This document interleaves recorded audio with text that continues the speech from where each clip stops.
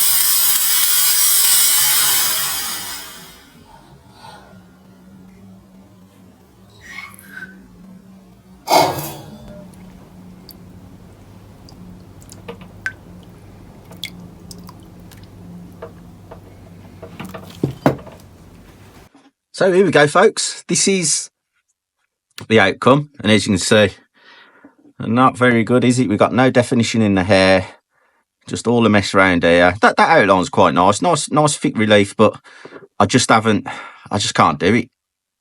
It's something I've been putting off because it is really difficult the way I do things. I'm not sure how I'm gonna do it. I don't think I can. I don't think I've got the skill. I just need some help from someone else. I mean, who am I going to call? You going to answer that? Ghostbusters, what do you want? No, not them. Although it's really tempting.